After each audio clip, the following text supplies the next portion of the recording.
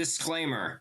This video is not an endorsement of Dan P. Lyons, Darren Pipster, Alexander Mortensen, Julie DePalo, or even Patricia Taxon. All of these people, as well as many others, have defended and/or are pedophiles themselves. That being said, this video is not focused on the people themselves. I am leaving a link to the ongoing Rodfellows community document in my sources. If you are a victim of any of these people or those discussed in said document, I highly encourage you to speak out about your experiences. Better yet, if you know any of these people in person, please contact your local authorities. These people do not deserve to have an online platform. The intent of this video is to separate the art from the artist and nothing else. Do not harass any of the victims of these creators, or anyone else who may like or dislike this movie. With all of that being said, thank you for listening, and I hope you enjoy my review.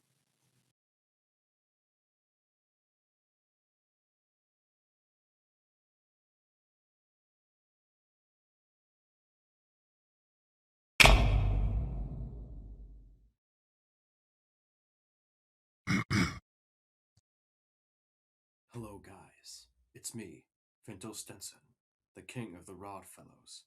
It's been 12 years since I was created, and all these years later, people are still talking about us.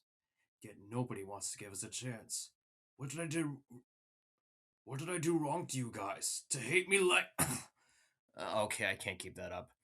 I don't know how they did it and kept a straight face throughout all that script reading. Even writing this, I can't keep a straight face, so let's cut to the chase. 6 years since the movie's release, the Rodfellows movie has been spoken about many times at this point. Chances are you may have already seen the movie or one of the reviews already made of it. As of writing this, the movie itself sits at 56,791 views, with 953 likes, 107 dislikes, and 842 comments. Then you got Saberspark's 2026 review at 204,865 views. Again, this isn't a movie. This is a 2-hour-long DeviantArt death march. But forget Patricia Taxon's 2023 review in her video on the ethics of boinking animal people sits at 448,852 views. Represented in this cast is every kind of autism accent there is. You know it when you hear it. If you've heard about this movie, it's either that it's as autistic and furry as humanly possible. It's so bizarre and kind of fascinating that I really just want an excuse to talk about it. Or it's an absolute abomination, which is the pervading opinion on the film. The movie is honestly worse than the show, with fat fetishes, horrendous plot, and even stolen character. Jason Cromwell, 2,560 used to like this franchise since 2017, and so did we. So it turns out that the Rodfellows is one of the worst, vile, confusing, disgusting, petulant, pathetic, fattest, and the sloppiest web series I could have. And look at this movie's rate on him. It looks like it's 3 out of 10. That was it deserved it. But maybe this is your first time hearing about the film. And in that case, you're very lucky, because that means I get to introduce you to it. Okay, but seriously, before we start, let me provide you some context. Because the most mainstream reviews of this movie have not brought up its origins in the slightest. As a result, most of the reviews that exist of this film are very surface level. So, how did we get here? The Rodfellows was an attempt by then 14-year-old Daniel Paul Lyons to make a children's show on YouTube back in 2014. And yes, I assure you that it's meant to be a kids show. Some kids will enjoy all of the series perfectly. Though at the point it started at, there wasn't much educational value to it.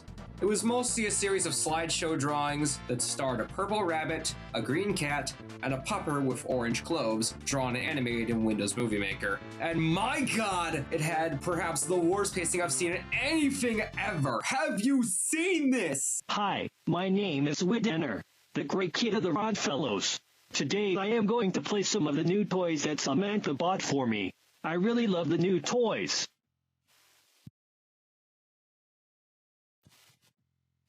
Chuggle, chuggle, chuggle, chuggle, choo-choo. Chuggle, chuggle, chuggle, chuggle. Not too much is known about how much success the series got, given the original uploads of the episodes are now lost behind now deleted channels. It clearly had an audience because it got itself 4 seasons within the same year, some episodes being remade in Flash, and a few more episodes in 2015. The Rodfellows improved, and its sequel series, The Rodfellows Back Again, took off from what little the original show had, to give us more to work with. I won't be going on an episode-by-episode basis of these shows, at least not now. But for once, episodes started to have more of a traditional appeal to them, or at least to me. Episodes were longer and often would have more of a story to them, reaching up to 7 or 8 minutes, or even 11 minutes at times, as compared to the 1 minute to 2.5 minute runtime the old episodes had. Hell, by the time season 3 rolled around for Improved, the show was beginning to be something worthwhile, with more of a focus on morals with our orange pupper. What? What is going on? I'm so sorry I called you names. Oh, right. That's okay. And I'm sorry too. Only took, what was it, 27 episodes for us to get there. With dinner, you can't just call somebody a copycat just because they like the same thing somebody else does. It just means they have similar interests. Thankfully, this would remain a trend with more narrative-based, wholesome stories than Back Again, which had its initial run from 2018 to 2019.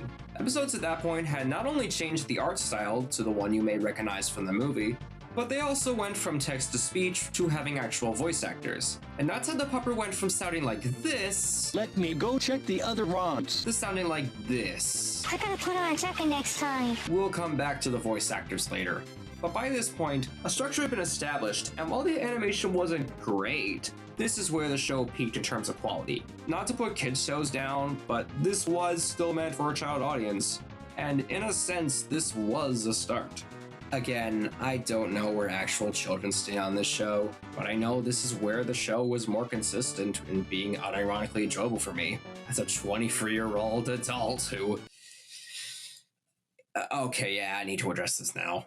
If it wasn't obvious by my more minimalistic summaries of these shows, I did not grow up with the Rodfellows. It's funny because the series started in 2014. I'm only 3 years younger than Lions. I would have been the show's target audience if I had found it back then. Instead, I found this series a lot more accidentally when Arcade Boy, yes, that Arcade Boy from the Mookin community, suggested I host a Bedfellows collab. Ah! Danger, danger! And I ended up looking up Rodfellows instead. This was back in 2022, if I recall correctly. Back when the Rodfellows movie was still available in its original upload. And my first exposure to the film was Silver Fox 1232's review from 2021. Look at the city slicker pulling up in his fancy German car. Sneed. I didn't think about the movie again until last year, when I saw the Rodfellows cast had a page on the Loathsome Characters Wiki. And if you saw my community posts from last year, you'd know my original plan was to try and review/analyze the whole fucking show, alongside a lot of other media that had nothing to do with it. I had no idea what I was doing with that.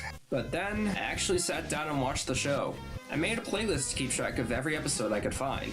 But even then, a good amount of it disappeared from YouTube while I was in the process of watching everything. And now that I'm trying again with this thing, I thought I'd scale it down a notch. But I still watch more than just the movie for this video, and I ain't letting that knowledge go to waste. So with that said, the Rodfellows movie stars a group of 6 animals, calling themselves, well, the Rodfellows, or the Jungle Forest Gang, as they're now known as. Finto Stenson, a purple rabbit, Rita Rabbit wannabe, and the self-proclaimed king of the gang. It is Finto, not Finty. Cody Dendon, a voracious blue fox, heard of his big belly and partnership with Finto. I know for sure I can whack him with my rarely worn long belt. Hash Brown Wolfgang, a ginger wolf and a supporting friend to the main duo. Hey, buddy. How are you doing? Alice Mouseguest, a pink mouse with a love for the jungle forest the gang is named after. And I'm pretty anxious enough to do the doorbell ditching to those chipmunks. Jimmy Glover, a green clove dog who's spending time with the gang while going to college. If they got rabies, that would be even worse. And last but not least, Widinner Glover, an orange clove dog, Jimmy's 10-year-old brother, Cody's best friend, and just overall a kid with a fascination for adult stomachs. Bunty, bunty, bunty.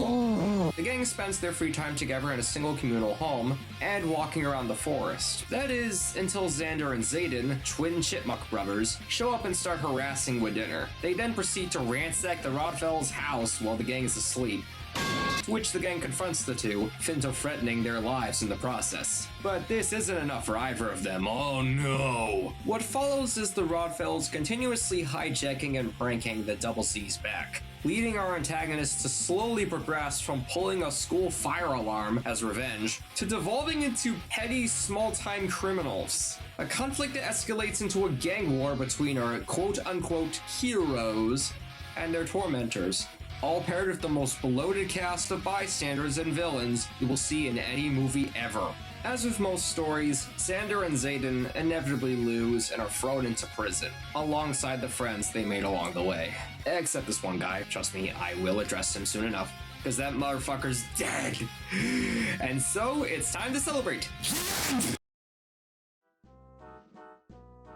In order to understand this film, we need to understand the series on its own level. Understand what makes this show distinguishable from the movie it spawned, and what the movie maintains from its source material.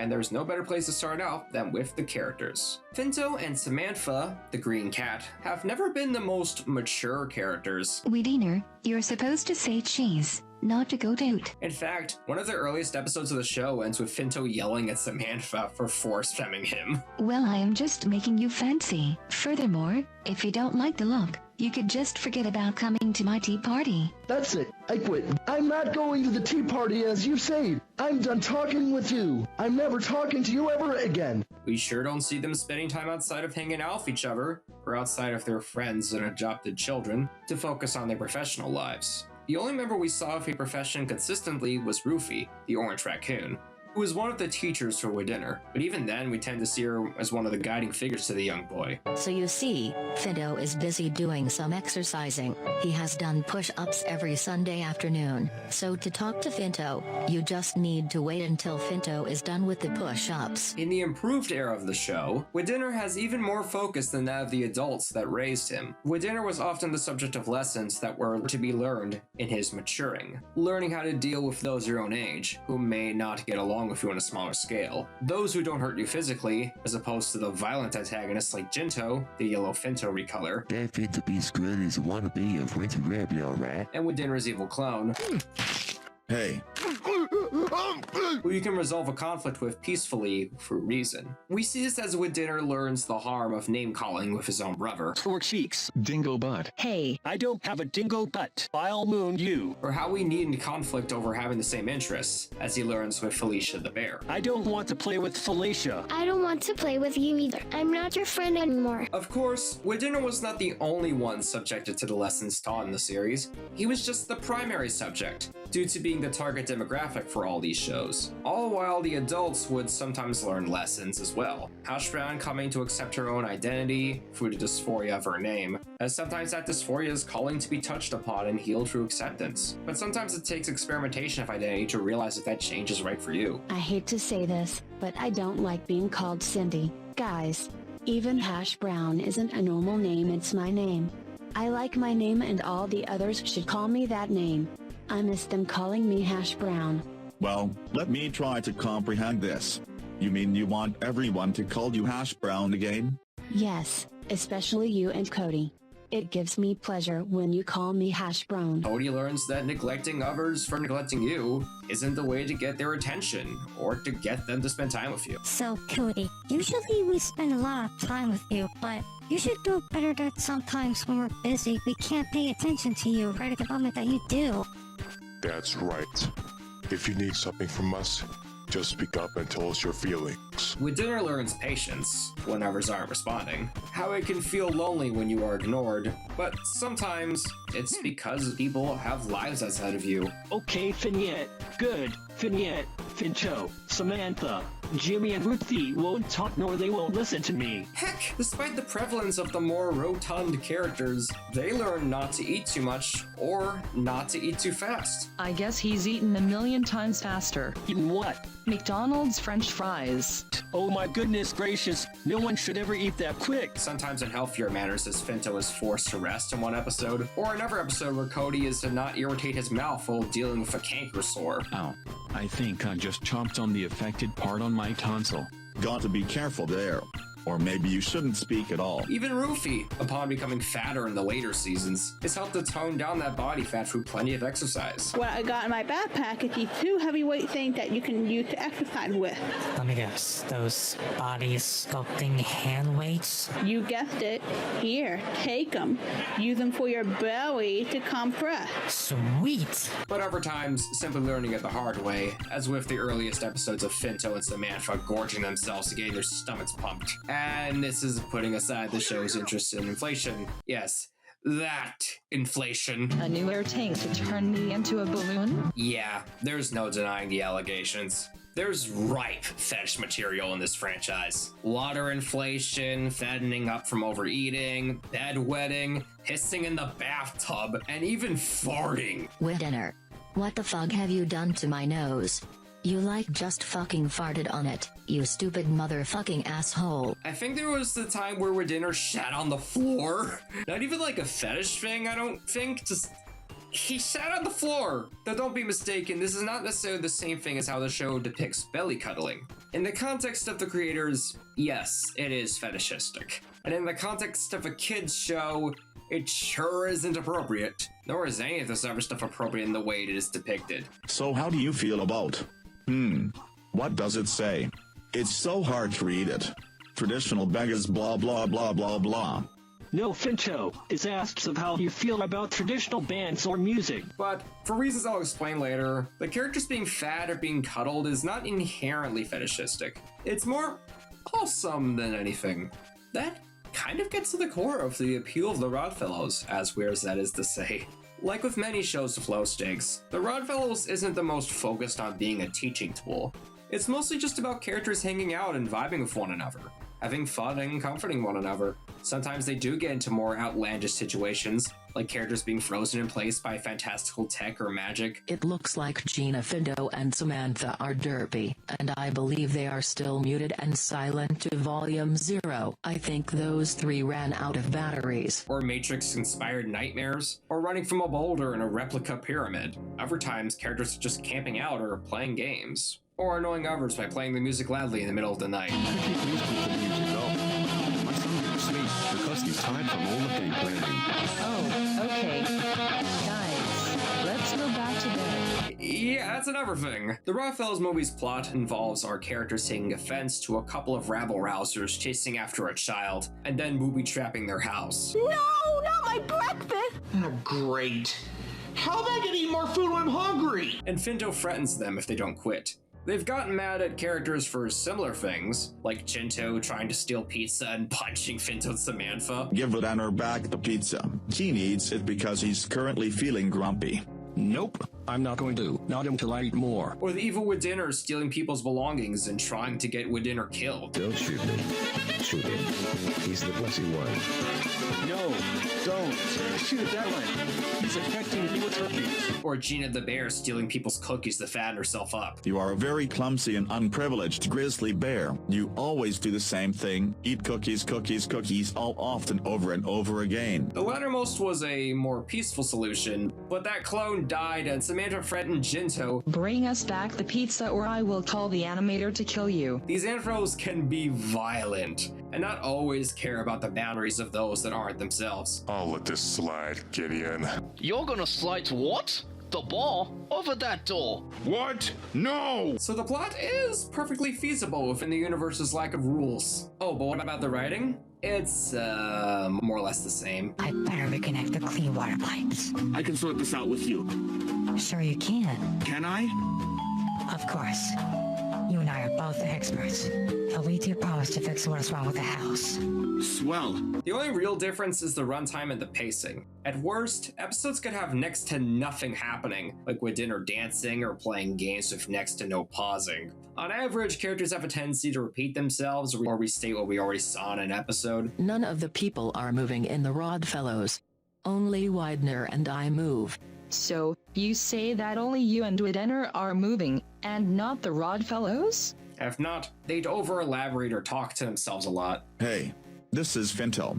And, I'm kinda sick. No, I'm not leaving the Rodfellows group. I'm just sick. Same as what we got in the movie. I wonder where that's coming from. If it's something from a far distance, then, oh well. I guess I'll just have to move on to what I'm doing right now. Only in the movie's case, there's a lot more dialogue about world building that doesn't contribute to the plot itself. You know how surprising it is that there's more than one pizza place? Yep. Rather than Jungle Pizza, there's 2 Omna Pizza, and, well, I gotta see what other pizza places there are. My God, yes. look at Not that it matters too much. This show has never really been consistent with its lore, even mid-series. With Dinner goes from having Finto and Samantha's adoptive parents in the first show, and Jimmy not being his brother until stated otherwise. Hi, my name is Dinner, but today I am going to go trick-or-treating with my special brother Jimmy. To him and Jimmy being Finto's adoptive siblings in the Little Routers. I later showed them to my dad and named the 2 Jimmy and Dinner. After all of this was done, Jimmy and Dinner became part of our family for the rest of our lives. To Dinner having a mother and father who trust their son with adults and improved onwards. It's because Dad, my mom bought me a new pillow and it's gonna be arrived on a ship date. Finto and Finiette go from brother and sister. Nice to see Finiette open her presents after blowing out the candles. Don't you agree, Finto and Dinner? Yes, she's my wonderful sister and is the great 5th member of the Rodfellows. The husband and wife in the movie. Alright, I'll go through it. Love you, Vinny. Love you too. Bye. Finto and Samantha are implied to be partners until they're stated to be exes by the first show's 3rd season. And Samantha is my ex-girlfriend. Samantha, Finiette, and Rufy leave the group inexplicably and back again. I'm Samantha. This is Finiette, and this is Ruthie. Remember us? We were in the Rodfellows when we started. But then after the movie, all 3 of them return to the group. The only consistency is the mention of humans. I don't just mean the real-world creators. Jesus is mentioned in a Christmas episode, but that's it. December 25th is Jesus' birthday. Until Hash Brown casually drops that humans don't exist in the jungle forest. Abby wanted a whole jungle forest, our entire animals, and yet that includes the Rodfellows, because there aren't completely humans in it. But what if they are? Then the humans would maniacally go crazy that there's talking animals like us. We know everyone's different, some can talk, some just have their own sounds as real animals and whatnot. And most of the jungle forests are mammals, and not only some, and something else besides that. Oh yeah, Sylvester from Looney Tunes being in this movie. This is one tough job, I tell you. Not the first time a copyrighted character has been featured in this franchise. Improved sometimes featured Tails, Sonic, Rouge, and Big from Sonic the Hedgehog, Furball and Fifi La Fume from Tiny Toon Adventures, and Tails Co., the famous Tails gender swap. And they're all featured in the 3rd season's intro. The original series sometimes featured Little Guy and Little Guy 2 from Greedy Phantom, with them even insulting Finto and Samantha in an episode. These Rodfellows are so irrelevant that we have to run. Oh yeah, did I mention the ego these characters have for their own show? This is a story about the 2 Rodfellows, Samantha and Finto, living in the entire world together. Because all of the series of the Rodfellows are amazing.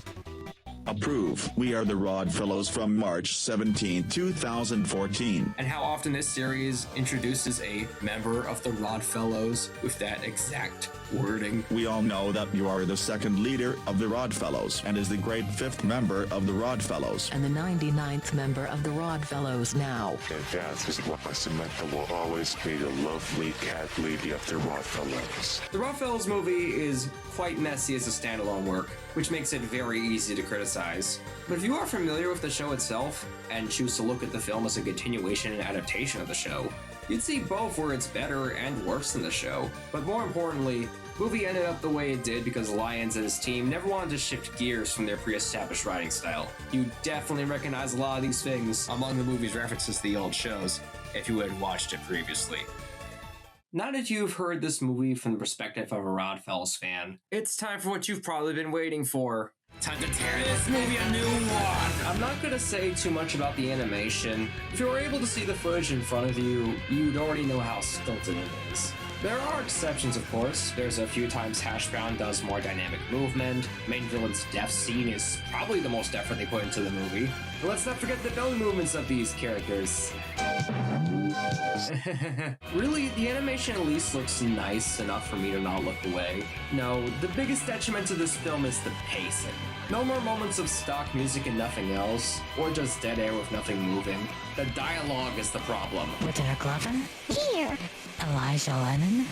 Here. Felicia Crisper? Here. Hold on, Chris. There was hardly a single scene in this movie where characters aren't talking, even when the dialogue is plot relevant. So much, and I mean so much, detail is gone into about whatever is going on. I bet she's allied with Sander and Zayden, and I'm a Vegito too. Yeah, he's the one stealing your pizzas back in 2015. Correct. He looks identical to me, but he's yellow. And the lack of dynamic movement during a lot of this dialogue certainly doesn't help. If the characters aren't moving their bodies, the most you'll see is a hard pan of the camera or slow zoom in on their faces as they keep talking. And sometimes, in the absolute pain of editing, some shots will cut onto a new shot, only to hard cut onto the shot zoomed in. If you watched the movie and wanted to fall asleep during these scenes, I would not blame you. Not when the conflict of the film doesn't begin until it's already been 23 minutes of the cast dicking around. For every key detail that we get to see on screen, we spend even more time with characters talking about what they'll do. Really? I was reading a story, and this happened. Yeah, I never thought of fire alarms interrupting my storytelling. What can I do? Calm down, Whittaker. Maybe you can talk to your brother about it after school. It takes a full minute for Jimmy and Whittaker to discuss how Jimmy's computer was hacked. Weird. Did they mess around with the system configuration utilities? I doubt it, because I've seen that face before. Oh yeah, that's from The Sims 3. Yeah, I really... Shut up and get to the point! It's 1 minute and 40 of Xander and Zayden bugging the gang before Whittaker freaks them out. So hurry up and get out of here if you two don't want to get arrested. Time's almost running out, boys. And I'm referring to you, Xander and Is it possible for you to shut the fuck up for 10 seconds? 3 minutes and 10 seconds of Whittaker expositing the same spiel about the fire alarm being pulled to Jimmy, Cody, Finto, and Alice. When all of a sudden, the fire alarm went off. Me and the rest of my classmates were startled by this. As we went out, I was informed by Elijah. You've reached your limit on talking. Shut the fuck up. Really? That's the big problem. The characters can't just come up with an idea and quickly talk it out, especially not with a visual representation of said plan. No, they have to take 2 minutes and 40 seconds discussing the Ronald error plan. Let's give them a Ronald error. I've seen Ronald gets grounded a lot on YouTube, even though I hate that cat. Despite the fact that grounded videos are an example of abusing a child, we can't. As in giving Xander and Zayden the exact Ronald error. Nobody cares! Nobody! And you need to shut up. Only for Finto to call Samantha for a minute to exposit everything that just happened. Next morning, we saw the footage and went to their house to teach them a lesson. And did they actually learn their lessons? I hope they do. This movie does not understand the phrase, show, don't tell. Which is funny, because in between Whittaker's fire alarm spiel, we get this movie's only instance of a flashback. And no, I'm not counting the 3 separate times we're shown the security footage, which itself lays the unedited footage of the double Z's doing their shenanigans from earlier in the movie. At the time, Hash Brown was catering breakfast there, and I was scared if she got hurt. You don't understand. Hash Brown's still in there. She needs help. Stay calm, Jimmy. My crew is looking for her. You're gonna get her out. I promise. Is this the only time you get a flashback? Oh, right. The movie expects you to have watched every single piece of Rodfellows lore that there is. Disney with dinner? Where are you? Here I am. Now let's see what's in this box. It was in that one Disney-style movie. To get every offhand mention of off-screen events in the film, you have to have watched specific episodes of Ronald Gets Grounded. Hey everybody, prepare to die. Specific episodes of Comics Minis, and all 4 of the available episodes of the TRF Data Crew. That was making fun of me. I do not have fucking titties. Do I look like a person who has man titties? Aw, hell nah. So why are these series relevant to this movie called The Rodfellows Movie? He's about to put on his diaper, and he is going to push as hard as he can until he makes a big fuck. Will you cut it out, Grayson? We'll get to this story in a minute. Thankfully, if Ronald gets grounded, watching it isn't necessary to understand the whole Ronald error bit of the film. This movie already elaborates the hell of the Go Animate trend of Barney errors. To be honest with you, I've seen what happens in errors like these, especially Barney errors. When the screen comes back on, he will scare us. It's more that you have to watch enough Ronald Gets Grounded. You'll get a better idea of why the Nature Cat characters are thrown in just for the bit.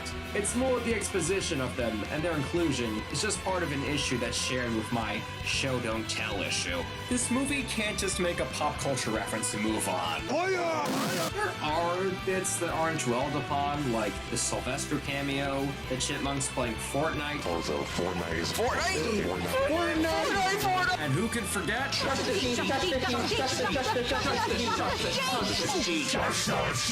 But almost every time they reference something, from the scary computer from The Sims 3 to the idiot sandwich meme from Hell's Kitchen. I will take 2 slices of bread and put them together between his head.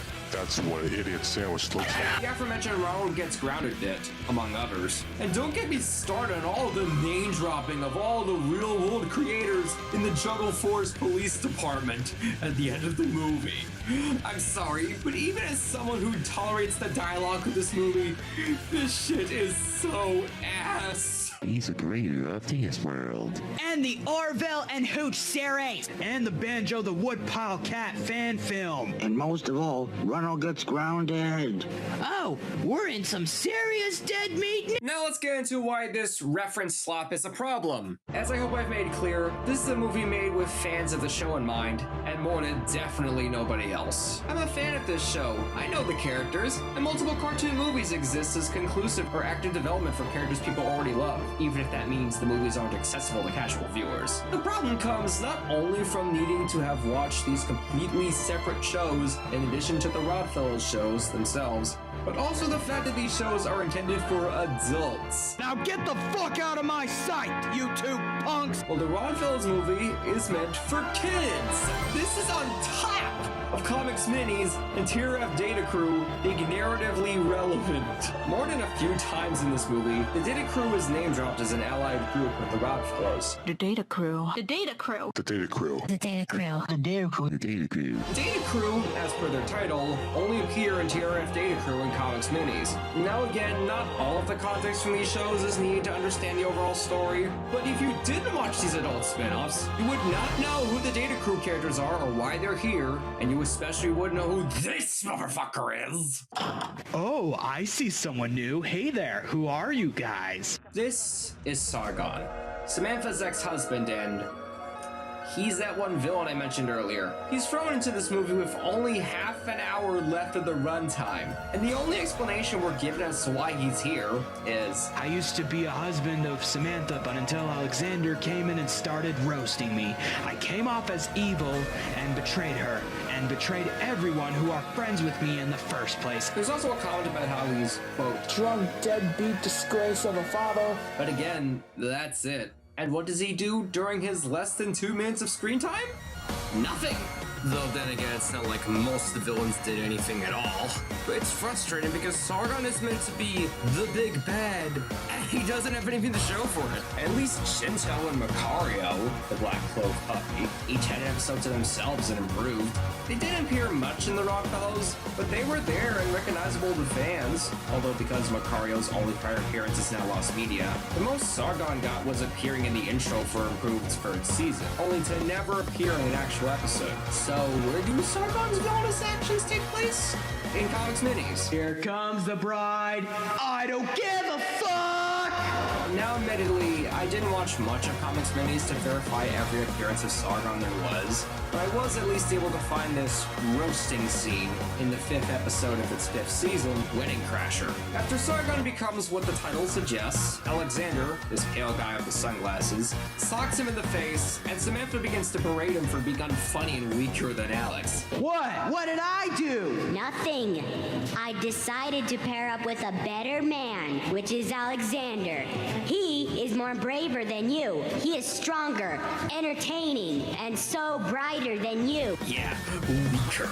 Weaker than a guy who self-inserted himself to get married to a Rodfellows character at only 17 years old. What follows is Sargon lashing out at everyone else, and then Samantha beats the shit out of him. No mention of child abuse, no mention of alcoholism. He just came crawling back to a girl he broke up with and proceeded to be treated like shit. Everyone else gets arrested, but this guy gets killed off? This is what he deserves! Oh boy, Sarka will get this ultimate mega punishment. I better sit way far back. Aw, yeah, I am so gonna be punishing him with my katana after this. Oh wait, I just realized he's gonna be dead after this. This is just one of the many reasons his death scene is the scene that breaks me upon every watch of this movie. It's so over the top, with the best damn animation in the movie at that. It's for a guy who didn't even do all that much wrong. It's followed by everyone jeering at his death. What a supreme glance. Yeah, take that, Zargon! No more for you. It's fucking hilarious. This segues me to probably the most infamous character in this movie, a character even more infamous than my man Cody.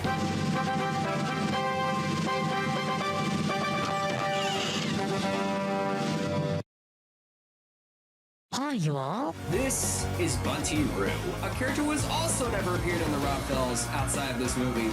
Bunty was originally created by Legoland 1085, who provided the voice of Sylvester in this movie, and has been handed off to Nintendo Land 118 ever since its departure from DeviantArt for Infinity in 2021. In both original lore and current lore, Bunty is an archaeologist and founder of the Kangaville Museum, where the Rodfellows stop by to meet her. And then she doesn't show up again until Sargon is already dead. Much as she proposes to help fight off the bad guys, she doesn't even get to fight. A bunch of other randos fight the chipmunk's neck instead. And it's defeated with Snickers bars. Horrors. Can I just say how much Bunty was wasted beyond her lack of action? She's probably the most expressive character in the film, mainly because of those larger irises of hers, which added on to easily the best drawn expression in this whole movie. They even gave her a cute little tip of her hat, and her head of hair, and... No. Save the sipping for later, man. Save the sipping for later. Okay, point is, Bunty didn't exactly have much lore to go off of when it came to her inclusion. None of Legoland's art expanded upon the city of Kangaville, which meant no of her kangaroo designs from the guy. That doesn't mean the team behind this movie couldn't have done more to expand upon it, right? Wrong! We just see our cast talking about interacting with kangaroos, but we don't get to fucking see them! Plus, the best thing about Kangaville is that you can interact with them in reality.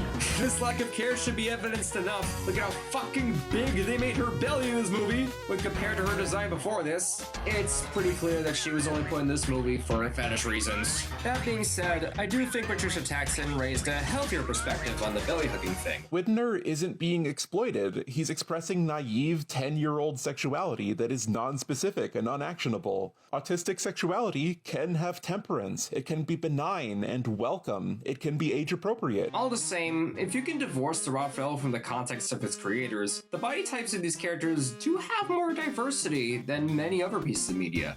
And for the most part, it doesn't come off as particularly fetishistic. A good amount of them just happen to be fatter, and they don't feel any shame in that. And in a sense, it's empowering. But as I discussed before, within the context of this show and how graphic it got in the previous shows... Wait a minute. Why is your stomach so bloated? Were you just trying to drink so many water? Hey there, Finto. And yes, oh dear, I'm so full.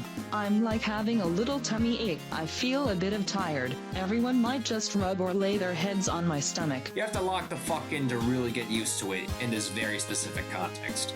As I said before, the main Rodfellows gang, and the ex-members alongside them, aren't by any stretch out of character in this movie. Sure, it doesn't make them as sympathetic of protagonists as they're intended to be, but at least there is a clear distinction of ethics between our heroes and villains by the time Xander and Zayden abandon their initial beef with the gang. But as I also said before, a movie made solely for fans of an ongoing series is best used to expand upon these characters, to see them overcome overarching challenges that either have plagued their characters or are generally relevant to the standalone narrative. The Rodfellows movie doesn't do this. The only characters that have what I can call a character arc are Xander and Zayden. Yes, the gang becomes more hostile towards the chipmunks, but by the time the pranking narrative is cut short, that hostility becomes more justified by the chipmunks recklessly committing crimes. But I can't say this is the most natural arc for this duo either. I mention all this not just because the narrative itself is lacking in morals beyond the basic good versus evil, but because our heroes get rewarded at the end. Not only do they get $500,000 in $100,000 bills, oh my gosh, look at all this! But also get themselves a 4-minute actual 4-minute long award ceremony to themselves, which is undeserved from a writing standpoint. These three guys were the Snickers of the Chipmunks' car, and Alexander was the one who murdered Sargon. The most our main gang of 9 did was gather everybody together. And yet they and all the Data Crew members are given medals. Like, I know we want a happy ending for our heroes, but I don't think you guys reread your own script. So by now you've probably seen it or heard it on your screen while I've been doing this, but I might as well mention it anyway. When compared to the original show, the movie has such a drawn out, much more dulled down color scheme. It's much more washed out when compared to the much more brighter colors of the show. And then at the end of the movie, everything starts to take on a weirdly pink hue. It doesn't really seem to serve any sort of purpose, and I can't even really think of what it's meant to symbolize. I genuinely cannot tell. It's very distracting. So anyways, let's talk about the voice acting. Anything new? There should be, because I'm beyond getting started. It's clear that there was no direction for the voice acting in this movie, at least for some of the actors. Most of them, mainly Darren Nichols, Matt Crowley, and Julie DePalo, sound fine and have plenty of energy to their roles. You're all correct. It is I, Pip Pip. And we are completely sick of you two being pranksters around the jungle forest. Wellity, wellity, wellity. You must be that puppy with the green head. We'll do our job right. And hey, I got the bag so me and Christine can pick up all the Legos off the kitchen floor. Those vandalizers are not doing this again to your house. Yes, right in your face. Between the nose ridge and the tip of your nose. What happened, you say? I obtained it. Well, I'm just gonna take a walk outside because I think it's better to do that for that adequate seclusion. Bye, guys. And by the way, you 5 are really lucky, you know? If I had it my way, I would kill the 5 of you, but you're lucky the laws won't allow it. Those chipmunks, Vander and Vaden, have gone rogue! Send for the military, quickly! Well, sure. You can eat them anywhere. But just be sure you bring your plate into the kitchen when your plate is empty, and after you dug up all your food. Oh, good. It's just me talking with the former Rodfellows. Is there something you need?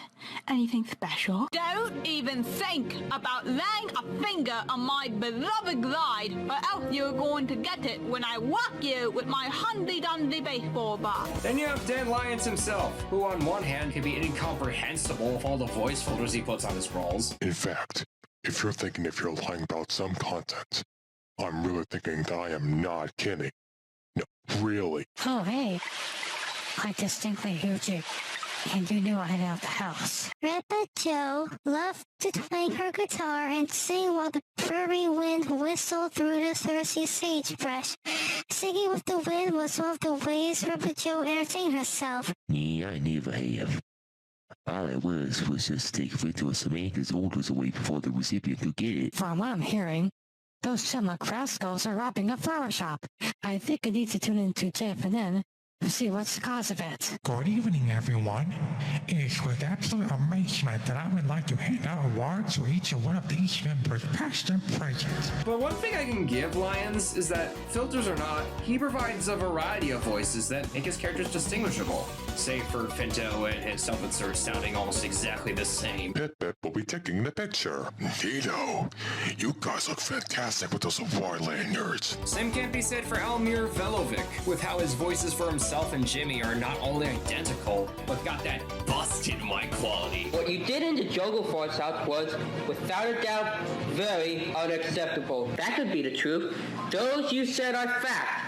They are morally bad. Nor can it be said for Alexander Mortensen, who despite voicing almost as many characters as Lyons, just about all of them have that same hint of his voice. Some flat out sounding exactly the same as one another. Easy! This song is amazing! I love it! Oh, hey there, Jinto and Olivia. It's nice to be meeting you and Xander and Zayden. Oh my frickin' god!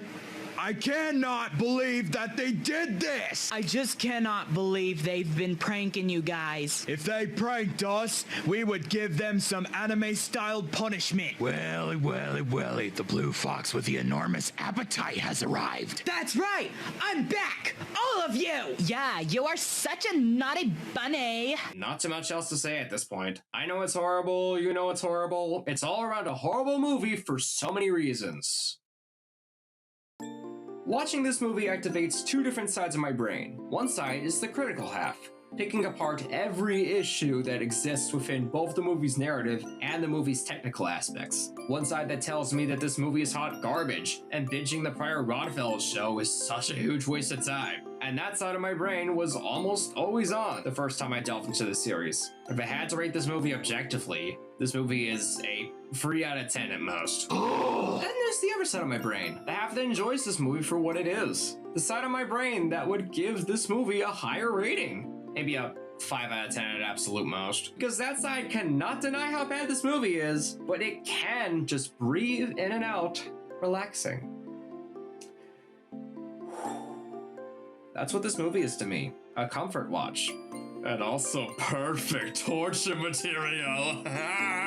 Let's get the obvious out of the way. I am a male-leaning, bisexual furry, so I am biased when I look at these characters. I look at the movie's cast, well, any of them that aren't the self-inserts or data crew members, and just look at them with a desire to snuggle them. Hash Brown, Cody, Widinner, and Bunty all come off as so fucking adorable. You have no idea. Hash and Cody most of all.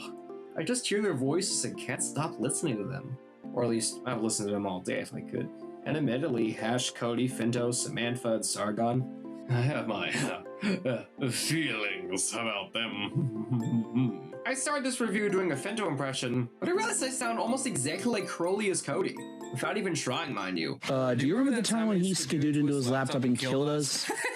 Okay, nailed it. When I'm not enamored by how cute or hot these furries are, god damn, what is up with Samantha moving her tummy like that? Alright, we'll be right over. Thanks. I'm doing my best to listen to the dialogue. Not to understand the plot of this movie, no.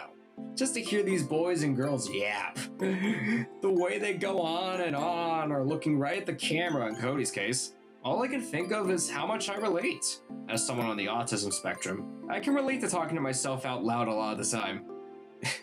It's how I'm doing this review after all. Even in situations where I'm in public spaces, I cannot defend some of this dialogue. But most of it I can vibe with and how elaborate and irrelevant it is.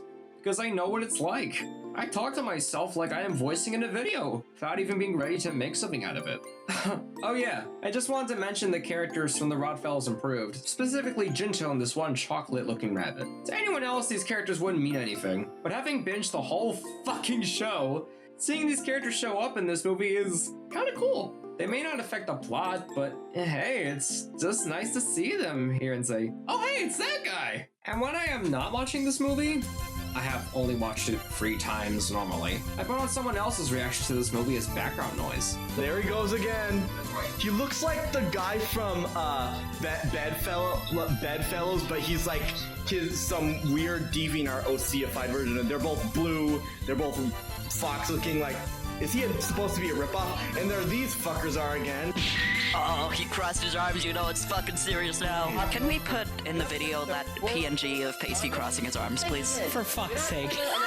Yeah, put me next to the children in the pedophile movie, please. Yeah, that's a good idea. Thank you. I'll hang that up at work. Is Rodfellows the Epstein Island collab? Yes. Ah, really? Do you know who Nature Cat was acting like? Yeah, I'd like to know. He was acting like Gordon Ramsay. Epstein was a Rodfellow before he died. Anyway, guys, having a Rhino there is a great idea. Yes, I use shit like this as background noise. Needing background noise while I work is something else I found to be a part of the autistic experience, unless it's just me being attention deficient. But if you can't vibe with the movie's atmosphere, you can at least laugh at this movie and all of its incompetence. Whether it be for the bad animation, how loud and enthusiastic some characters can be, Jim with how loud he can be. I know, she's like 10 feet tall. How can she make it to doors that are 6 feet or shorter? Cody and Hashmouth with how fucking perfect their voice lines come off. Ah, why hello there, big boy. How you doing? What are you cooking? You'll see, and you'll like it. If it's something that I like, well, I'm getting even hungrier. Heck, I know you eat a lot of food, don't ya? No questions asked, I do. Sometimes it's hard to cut down back on eating when it comes to foxes like me who are looking for delicious food. Anyway, you go do other fun stuff while I get other things ready, especially for what my finger is pointing at. Well, I'm surprised. Or how this movie cannot progress its narrative in a healthy manner. All the same, there are some unironically funny moments I can think of. Ronald and Miley rampaging. Miley smash!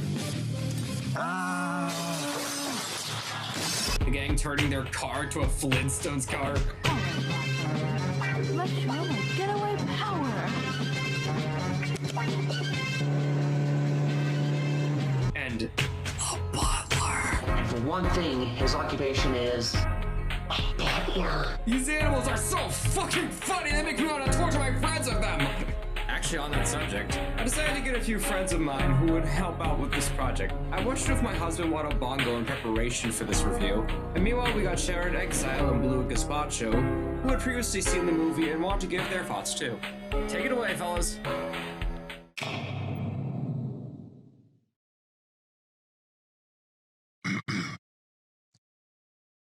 I kid you not when I say this is the worst thing I've seen in my entire fucking life. It's not because the quality's bad, like, oh, they don't know how to animate. No! It's because they didn't try. Let's look at this critically for 1 second. The story is ass. The animation is ass. The voice acting is fucking ass. The pacing.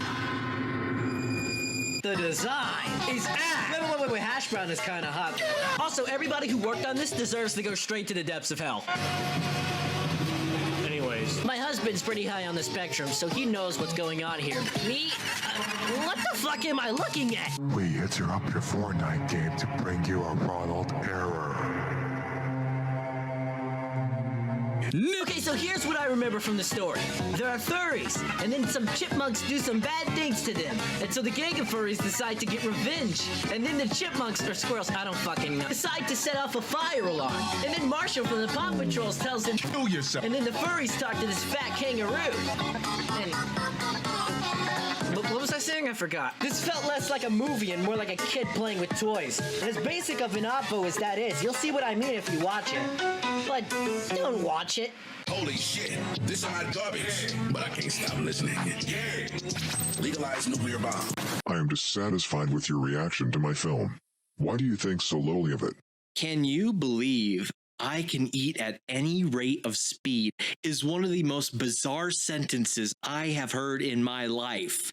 Yes, I can! I can believe you can eat at any rate of speed. You are a ticking time bomb! Listen, kids are dumb, but they're not that stupid. You may be able to plant in their minds that Mayor Bunty wasn't involved in 9/11. I know, though. I know they didn't build those steel beams to hold the weight of that Jupiter-sized woman. You can't fool me! You can't... Old Blue Foxy the pirate was hopping around. Why did you not like the a bunch film? of slop like a big fat fuck. Then Parappa the Rapper, Hash Brown and Fit and all the bunnies showed up. Then Xander and Zayden showed up with the clan. Then Tom the cat and the rat and Spring Bonnie, Candy the cat, and Fat Fetish Kangaroo and the fucking Red Rover all came right out of nowhere, lightning fast. Some fucking out. Also, why the fuck do these adults hang around with two children in the woods? Why do they all sleep in the same bed? What am I missing? Okay, I don't want to say things about the creator when I don't know, but... Hello, my name is Squeaky the Chinchilla. That's with two E's instead of E, and that ain't not that it matters, since the reason I am really here is because someone is talking about the Rodfellows movie. I say movie in quotations because it is nothing more than what happens if you let a blind furry with a fat fetus work in a cartoon. Sorry if that seems too harsh, but then again, look at it. Like actually look at it. I mean, you have a plot which is so thin that you would actually lose so much weight from eating it that you would implode upon yourself. You have character designs that look like every fetus combined. You have a scene that is quite literally ripped word for word from Arthur. There was a little Spanish flea. What? A false alarm? So I'm the only one who hasn't been through this? What rotten luck. A false alarm?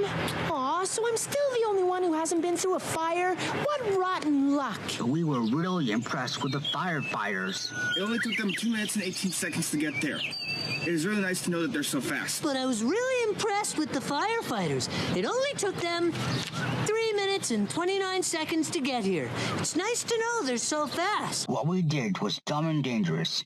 It was also mean to all the Jungle Forest kids who were there. We're really sorry and we'll never pull the fire alarm when there isn't a fire again. The end. What I did was dumb and dangerous. It was also mean to all the Mighty Mountain kids who have been really nice to me. I'm very sorry and I'll never pull the fire alarm when there isn't a fire again. The end. A record star, P.E. Heard of singers like me. You have absolutely no redeeming qualities about this abomination at all. Come to think of it, there is one thing I can praise this movie for, and that is that it finally gives me incentive to eat less, to avoid becoming a mix between Violet from Willy Wonka and For Affinity, with a dash of E621 and a sprinkle of DeviantArt. So yeah, movie is shit, don't watch. Also stay tuned for the iPhone collab. Okay, that's all Squeaky saying goodbye now, goodbye.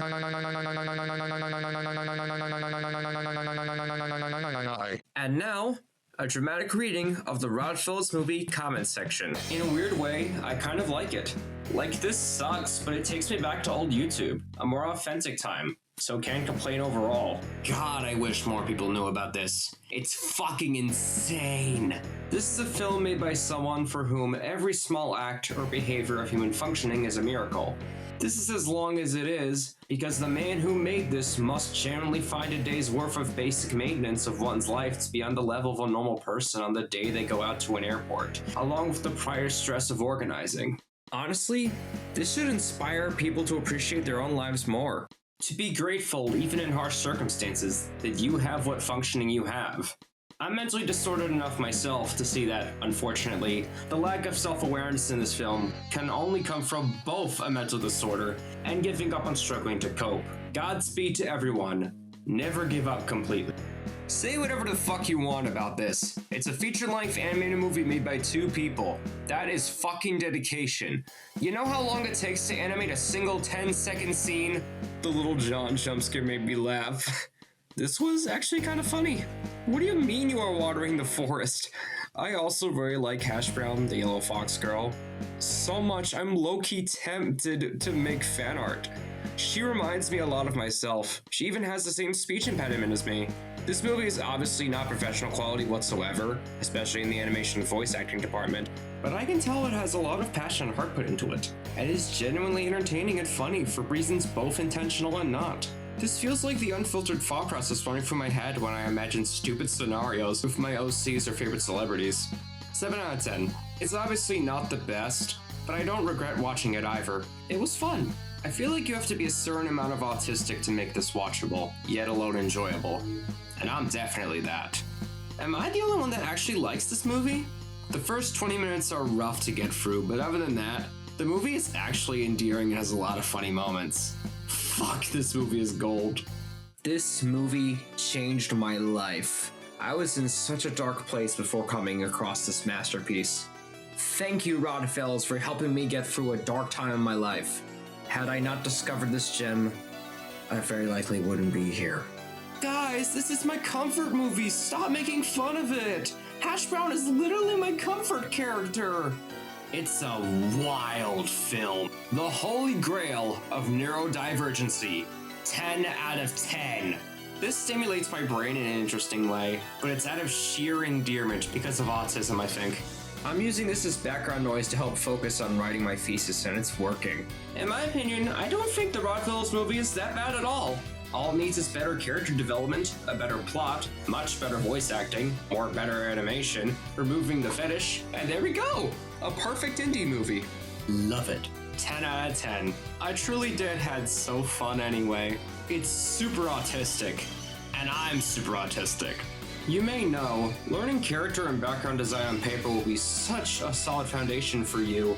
Shapes, details, and ideas really coming together as one. Keep practicing and experimenting at the same time, and we hope that your drawing practices will finally pay off. The Rodfellows movie is so fucking awesome! Cody stands rise up! Honestly, this film was a fun watch. Ignoring the horrible audio mixing and production value, this film is fine. It's not produced with high quality, but it stands on its own without any care or concern for people's reactionary views on cringe culture. It's friends that got together to make something that made them happy, man. I got 70 people to watch this film on Discord. It was such fun, lol. None of you complaining have ever made anything in your life. This is real art. Get used to it. Like I said, Cute as ever. This is a blessing from God. This movie was either made by a genius or a pervert. Rodfellows is solid proof that any idiot can make a feature-length animated movie. So what's your excuse? This movie is kinda good though. I know, hate on me, blah blah, just my opinion. I mean, I can see that. The animation was fairly smooth for what it was, and the lighting isn't bad. You guys are awesome. Obviously this movie is terrible, but I will never understand how someone can genuinely hate it. It's so sweet and comes from a place of love. If you're autistic, you get it. Sometimes people take this shit too seriously. Watching bad stuff is fucking hilarious, so more people need a real sense of humor. Okay, it's a bad movie, but as an autistic furry, I feel incredibly seen by the characters in it. I want to hang out with Cody. This is weirdly comforting to me. I think it's how straightforward it is, and kind of indulgent to the desires that autistic people have of the world. It's peak! So bad that it's good. Now I know what most people hear when I talk to them. I have problems with speaking clearly. Just like Blue's so morbidly obese that it counts as animal abuse, striped tie wearing fox, our favorite Rodfellows character. And the rest of the cast, I guess. Not that including them would make much of a difference. The worst part of the movie is that I like the art style. The animation is garbage though. I don't like the way Blue the Fox freezes for like half a second after saying a line of dialogue before the scene cuts to the next one. There's a lot of weird cuts in editing.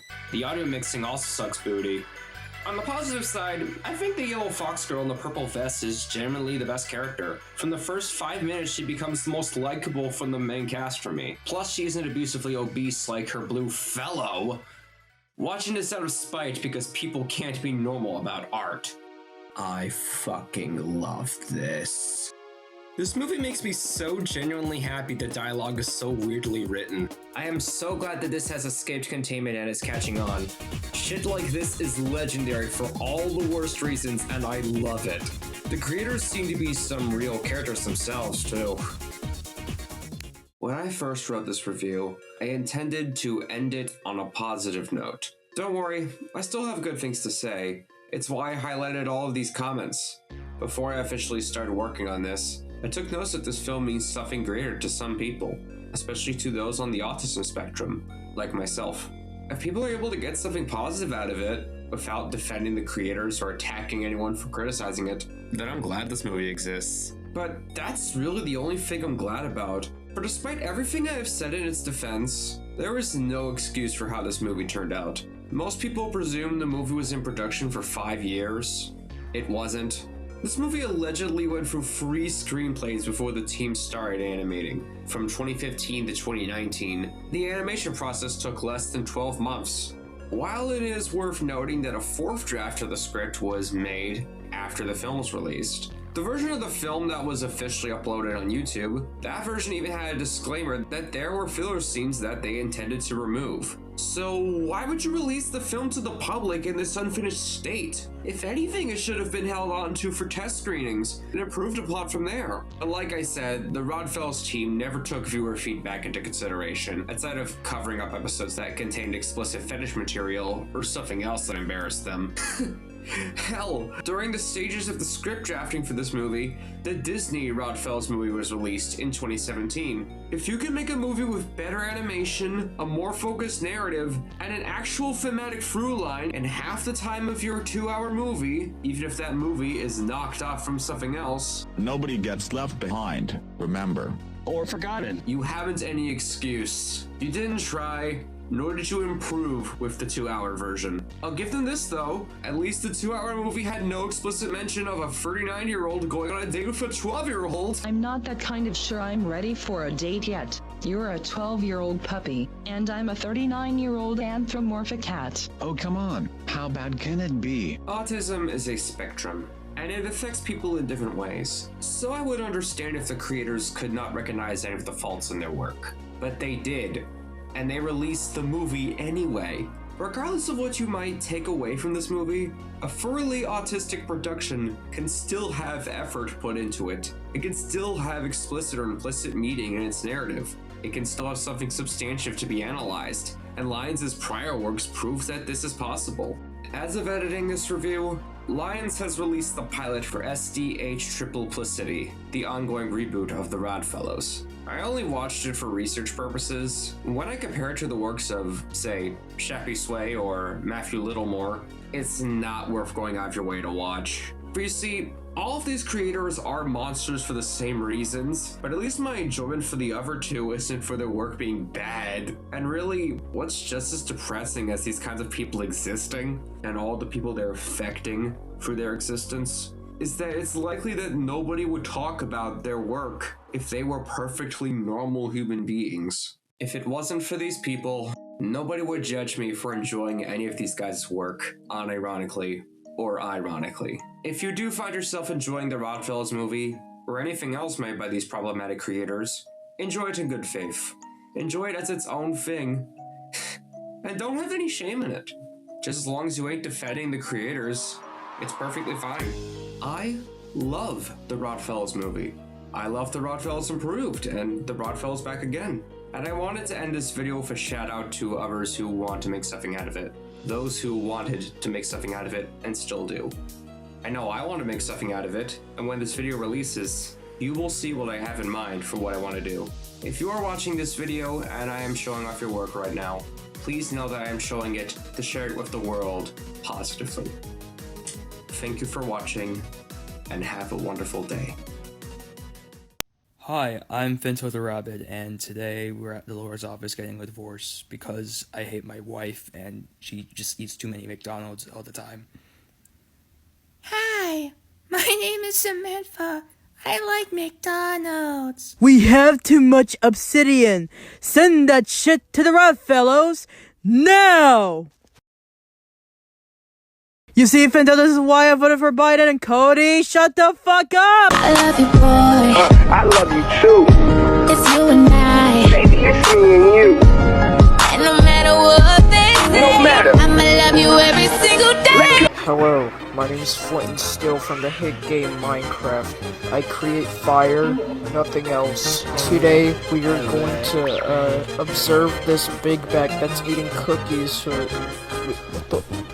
Off the ground! Samantha, do you like living in the jungle forest? Yes, I really love to live there because it is full of people like us. Well then, you know what that means, right? What are you saying, Finto? We are back at home after something happened earlier this year. Come on!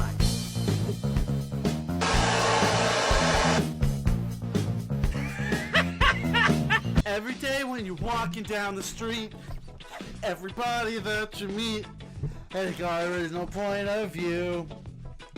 And I just say, hey, what a wonderful kind of day.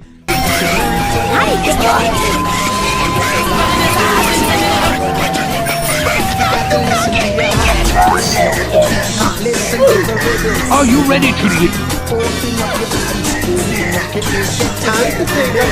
You stupid fucking... Ah, why hello there, baby boy. That's why it's the go! Did you check? Yes, I loved you. Really? Well, let's just wait patiently for the... This movie introduces a cast of furries, and there's a lot to appreciate here. Cody is lube and fat. Finto is hilarious. This is gay. Perhaps Brown is right, but and I really need to fuck her furry pussy. And oh my fucking god, I really fucking hate these characters. These cops deserve to die. Finally, I killed them.